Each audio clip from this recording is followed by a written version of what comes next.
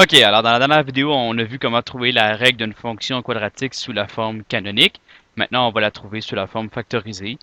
Il n'y aura pas de vidéo sur la forme générale. Là, on trouve jamais l'équation d'une parabole sous la forme générale, parce que la forme générale, il y a des paramètres. Là, il y a deux paramètres A et B qui représentent pas grand-chose de particulier dans la parabole. Alors, c'est toujours sous la forme canonique ou générale qu'on va commencer. Si jamais on a besoin de la forme générale, on la transforme après. Alors, la forme factorisée, on se rappelle que c'est f de x est égal à a fois x moins x1 fois x moins x2, où a influence sur l'ouverture de la parabole et x1 et x2 sont les deux zéros, les deux abscisses à l'origine de la fonction. Alors, si je veux trouver la règle de ma fonction sous la forme factorisée, ben, je vais avoir besoin des deux zéros pour avoir x1 et x2. Puis après ça, comme pour la forme canonique, je vais me servir d'un autre point pour aller calculer la valeur du paramètre a. Donc, on va toujours vous donner deux zéros, puis un autre point, si on veut que vous trouviez l'équation sous la forme factorisée. Des fois, c'est caché dans un problème, là, il faut penser un peu plus, puis bon, c'est pas donné explicitement, mais il faut avoir ces informations-là pour trouver la règle. Alors, d'un autre côté, si on vous donne les deux zéros puis un autre point, vous la trouvez sous la forme factorisée. Si on vous donne le sommet et un autre point, ben, vous trouvez la règle sous la forme canonique. Alors, allons-y. Alors, avec un exemple. Alors, prenons cette parabole-là ici. On vous donne, comme je l'ai mentionné tantôt, les deux zéros, donc 5 et moins 3. Puis on vous donne la valeur initiale. La valeur initiale peut très bien servir comme deuxième point ou comme point pour trouver la valeur du paramètre A. Donc, on va se servir de ce point-là dans dans ce cas-ci. Donc, les deux zéros, ça nous prenait les deux zéros. Alors, les deux zéros sont, on avait dit moins 3 et 5, je crois, et 5. On va juste se confirmer.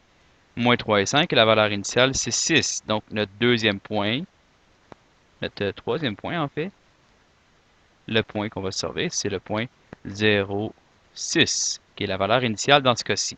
Alors, on a la règle, f de x est égal à a fois x moins x1, x moins x2. On a déjà x1 et x2.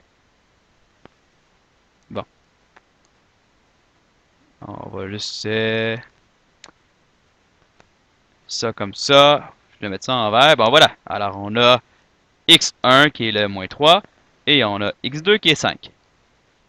Alors, on y f de x. Quoique dans mon vidéo, c'était dans le graphique, c'est le contraire. Hein?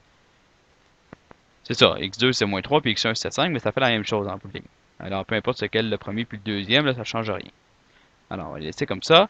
Donc, a x moins, donc on disait moins 3, mais comme c'est négatif, bon, moins 3, ça fait plus 3.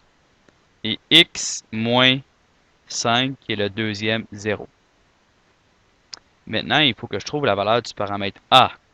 Et pour trouver la valeur du paramètre a, oh, ça, ce sont des vestiges de l'autre vidéo. Et je suis démasqué. Oui, je me suis servi du même fichier. Alors, voilà, ça. Donc, pour trouver la valeur du paramètre a, ben, je vais faire la même, je vais utiliser la même stratégie que tantôt, c'est-à-dire que je vais remplacer x par la coordonnée en x de l'autre point qu'on me donne, puis f de x par la coordonnée en y. Donc, ça va me donner 6 est égal à a fois 0. 0 plus 3. 0. Donc, c'est le même ici. 0 moins 5. Et là, je fais les opérations. Donc, 6 est égal à 0 plus 3, ça fait 3. 0 moins 5, ça fait moins 5. Et 3 fois moins 5, ça fait moins 15. Ah, et il me reste juste à diviser par moins 15. Donc, je divise par moins 15 de part et d'autre. Et le 6 divisé par moins 15, ça donne moins 0,4. Donc, c'est correct si ça donne un nombre décimal. Vous pouvez le mettre en fraction aussi, là, si jamais vous avez comme des tiers ou des septièmes.